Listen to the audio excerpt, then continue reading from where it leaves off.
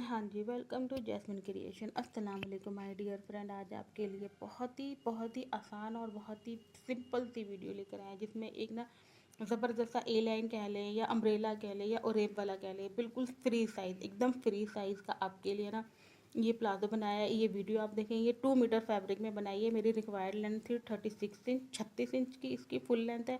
तो ये तैयार है 2 मीटर में 36 इंच के आपकी ये अच्छे से प्लाजो बन के रेडी हो जाएगा। और विड्थ वाइज यानी इसकी जो मोहरी है ना वो 28 इंच की है। देखिए ओपन करेंगे तो 1.5 इंच हो जाएगा, और ऐसे राउंड में लेंगे ना, पूरा ऑल ओवर राउंड लेंगे तो 1.5 इंच, यानी 1.5 इंच, सॉरी 1.5 मीटर के आसपास। ऐसे पूरा राउंड में लेंगे तो 1.5 मीटर है। और ऐसे बंद वाली साइड पे ये 28 इंच की इसकी मोहरी तैयार है। यहाँ पे मेरे पास 2 मीटर का रेयॉन फैब्रिक है। जो भी कलर आपको पसंद है आप वो कलर ले लें। अगर आपकी लेंथ 36 इंच है या 37 भी है तो आप 2 मीटर में आपका काम हो जाएगा।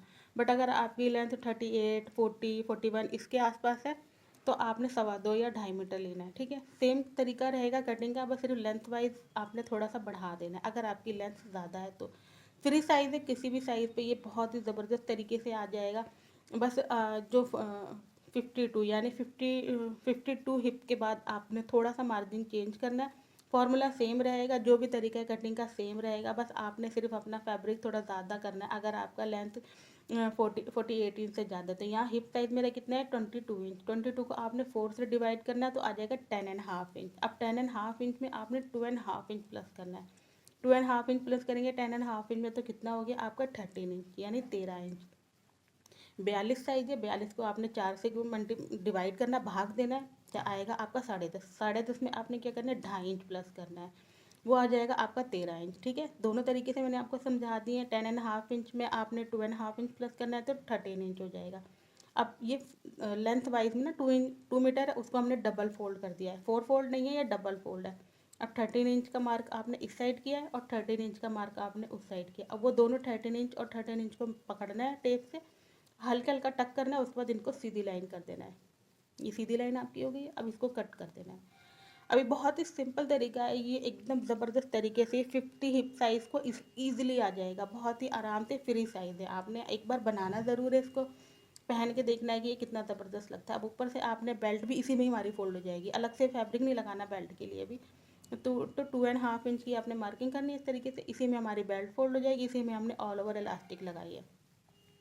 अगर आपको ऑल ओवर इलास्टिक नहीं लगानी है तो आप इसको छोड़ देंगे। डबल एक्सेल तक आराम से ज़बरदस्त तरीके से आना है, डबल एक्सेल ट्रिपल एक्सेल को बड़ी इजीली तरीके से आना है। तो आपने बस ये 2.5 इंच ऊपर से हमने मार्क कर दिया, ऐसे आपने इसको स्ट्रेट कर लेना है। ये ध्यान रखना है कि 36 इंच या 37 इंच 2 मीटर में बनेगी लंबाई वाइज। ठीक है, अगर आपने बड़ा बनाना तो आपने थोड़ा फैब्रिक ज़्यादा लेना है। अब यहाँ पर भी आपने हिप, जो हमारा क्रॉच फार्मूला होता है उसमें क्या करना है, आपने हिप साइज़ को 4 से डिवाइड करना है। हिप साइज़ मेरा कितना था 10.5 इंच, तो 10.5 इंच में आपने यहाँ क्या करना है, प्लस करना है 1.5 इंच, यहाँ 1.5 इंच प्लस करना है। जब क्रॉस साइड करेंगे तो आपने 1.5 इंच प्लस करना है, यानी 1.5 इंच करना है।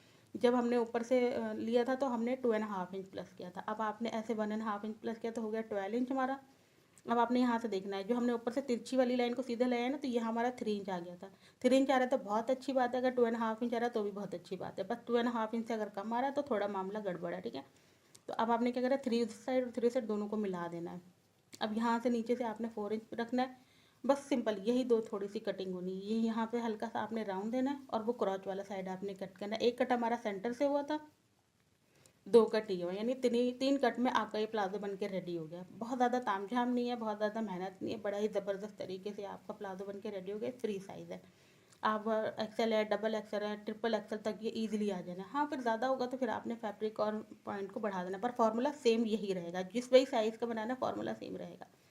आपकी अब ये लेंथ जो हमारी इसकी है जेब की, लेंथ वाइज ये 14 इंच है और विड्थ वाइज ये डबल इंच था, तो 7.5 इंच है। ठीक है, सिंपल सा है। ओपन करेंगे तो 15 हो जाएगा, लेंथ वाइज ये 14 इंच है, डबल में ये 7.5 इंच है। इस तरीके से आपने नीचे से पकड़ना है, सीधा करना है और फिर टॉप स्टिच कर दिया, यानी किनारे की स्टिच कर देने। इस तरीके से ये हमारी जेब अभी पहले रेडी हो गई है। अब आपने क्या करना है, क्रॉस साइड पकड़ना है, क्रॉस साइड पकड़नी है। ये भी मैं एक साइड की आपको बना के दिखा रही हूँ, फ्रंट वाली साइड, क्योंकि हमने फ्रंट वाली साइड पे ही जेब लगानी है, तो फ्रंट वाली साइड की ही आपको बता रही हूँ कि आपने इस तरीके से लगानी है। तो पहले आपने क्रॉस स्टिच करनी है, नीचे से पकड़ना है चाहे ऊपर से, एक साइड से पकड़ना है आपने। ठीक है, जब आपकी कंप्लीट हो जाए फिर आपने इसे ओपन करना है और किनारे की स्टिच यानी टॉप स्टिच करनी है, फिर बूट स्टिच करनी है। ये 3 टाइप स्टिच करनी है। ये स्टिच का मामला आपका अपना आप पर डिपेंड करता है आपने कितनी करनी है। अगर आप 3 इंच नहीं करना चाहते तो इसे स्किप कर दें, एक ही बार कर लें। अगर मेरे तरीके से जिस तरीके से मैं बनाती हूँ इस तरीके से बनाना तो आपने 3 टाइम स्टिच करनी है, यानी पहले अंदर वाली, फिर टॉप स्टिच, फिर बूट स्टिच। ठीक है। अब यहाँ पे अपने अपनी जेब लगानी। जेब पर हमने मार्किंग पहले ही कर ली थी, ऊपर से 2.5 मतलब जो हमारा ये कट देख रहे हैं ना, वो मैंने 2 इंच छोड़ दिया था और नीचे हमने 6 इंच पे जाके एक मार्क लगा लिया है। जो आप देख रही हैं मैं जहाँ से अटैच कर रही हूँ, जो मैंने आपको 2.5 इंच का मार्क किया था ना, बस वहाँ पर आपका ये जो जेब वाला पॉइंट आता है ना, वो वहाँ टच होना चाहिए, यानी जेब की किनारी वहाँ लगनी चाहिए। और उस तरीके से करना है आपने, ऐसा ऐसे स्टिच करना है, फिर इसे पलटी दे देना है इस तरीके से। ये पलटी होगी, अंदर की साइड चली जाएगी आपकी जेब। अब आपने पहले किनारे की स्टिच लगानी है, फिर बूट स्टिच लगानी है। बूट स्टिच का मतलब ये होता है कि पहले आप किनारे लगा लेंगे, फिर जितना बूट में आपका गैप आता है उतना गैप देते हुए आपने ये स्टिच कंप्लीट कर देनी है। इस तरीके से आपकी ये जेब बहुत ही अच्छी और बहुत ही ज़बरदस्त तरीके से और फिनिशिंग तरीके से लग जाएगी। ये सामने का भी आधा काम हुआ है, अभी पूरा नहीं हुआ। कभी सोचो कि आपकी जेब बन गई है, नहीं अभी जेब नहीं बनी है आपकी।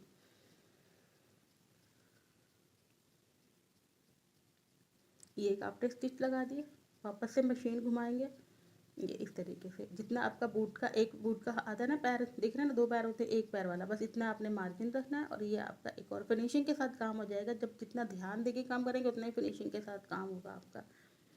अब ये इस तरीके से, ठीक है ना, यहाँ पर आपने अपनी स्टिच कंप्लीट कर दी, धागा निकाल लेना मशीन से और कट कर देना है। ठीक है।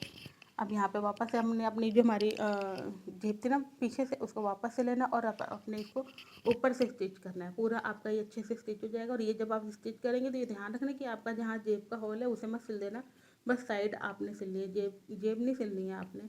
जो साइड का फैब्रिक दिख रहा है ना, वहाँ से आपने अपनी सिलाई उतारनी है। वैसे इसको सिलना इसलिए ज़रूरी होता है क्योंकि हमने अपनी जेब को सेट करना होता है, ताकि जब हम अपना दूसरा वाला बैक वाला पार्ट रखें तो हमारी जेब आगे पीछे ना हो और एक जगह अच्छे से सेट हो, तो हम अच्छे से इसको स्टिच कर सकते हैं। ठीक है, इसका यही रीज़न होता है बस। अब इस तरीके से आपने अपना फ्रंट और बैक दोनों मिलाने हैं। फ्रंट और बैक, जैसे मैंने अपना फ्रंट वाला क्रॉच सिला था वैसे ही आपने अपना बैक वाला क्रॉच स्टिच करना है। ठीक है। अब यहाँ पर आपने क्या करना है, दोनों फ्रंट और बैक पकड़ने हैं और दोनों साइड किनारी है, क्योंकि हमने सेंटर से कट करा तो दोनों साइड किनारी आ गई, तो बस किनारी को ही फॉलो करते हुए आपने अपने दोनों साइड की स्टिच कंप्लीट करनी है। फिर इसे ओपन करना है ये इस तरीके से। ठीक है। अब यहाँ पे आपने बूट स्टिच करनी है, यहाँ किनारे की स्टिच नहीं करनी है, सिर्फ बूट स्टिच करनी है। ये मुझे अच्छी लगती है, मैं इसलिए करती हूँ, इससे अच्छी ज़बरदस्ती फिनिशिंग आती है और अच्छा भी लगता है। तो यहाँ कर दिया। अब दूसरी वाली साइड पे भी आपने वहीं से लेके आना और एक ही साथ स्टिच कर देना है। ये दोनों आपकी कंप्लीट हो जाएंगी स्टिच इस तरीके से। ये देखें, यहाँ बहुत ही ज़बरदस्त तरीके से बनने वाला में प्लाजो है, फ्री साइज़ प्लाजो, और बहुत ही जल्दी बन जाता है, कोई ज़्यादा मेहनत नहीं है। अब आपने क्या करना है, जो क्रॉच पकड़ने, दोनों क्रॉच पकड़ के टाकी लगा देनी है, यानी 3-4 स्टिच करके ना ऐसे टाकी बांध देते हैं इस तरीके से। अब आपने ये वाला कॉर्नर पकड़ना है और दूसरे वाले पैर की कॉर्नर तक, यानी गिदरी वाली सिलाई एक ही साथ लगा देंगे। यहाँ पर भी आप के ऊपर डिपेंड करता है आपने एक स्टिच करनी है या दो। मैं हमेशा 2 स्टिच करती हूँ, तो मैं दो बार इसको स्टिच करूँगी, एक बार ऐसे फिर एक वापस ले आएंगे, तो 2 टाइम स्टिच हो जाएगी। ठीक है। अब आपने ऊपर से अपनी बेल्ट फोल्ड करनी है, उसमें आपने अपनी इलास्टिक डाल देनी है, सिंपल सेंटर से सिल देनी है। फिर आपने 2 या 3 जितने भी आपका दिल चाहता है, 2 टाइम या 3 टाइम, जितना भी आपका दिल चाहता है इलास्टिक के ऊपर स्टिच करने का, वो आप कर लें। ठीक है ना। नीचे से आपने अपनी किनारी फोल्ड कर देनी है इस तरीके से। देखिए मैंने एक ही सिंपल ही लगा दी थी, एक ही बारी में वो ज़बरदस्त आ गई थी, दोबारा मेहनत नहीं करनी पड़ती कि 2-3 लगाए भी हैं। नीचे से मुझे अपनी किनारी फोल्ड करनी है। तो ये बहुत ही प्यारा और बहुत ही ज़बरदस्त सा प्लाजो बन के रेडी हो गया है। फ्री साइज़ है, आप इसको कुर्ती पे भी पहन सकते हैं, छोटी सी पेपलम फ्रॉक पहन होती है ना, पेपलम, उस पर भी पहन सकते हैं, यह हल्की सी राउंड शेप में आपने कुर्ती कट की है उस पर भी पहन सकते हैं। ये वीडियो पसंद आए तो वीडियो को लाइक करें, चैनल को सब्सक्राइब करें, अपना ख्याल रखें, अल्लाह हाफिज़।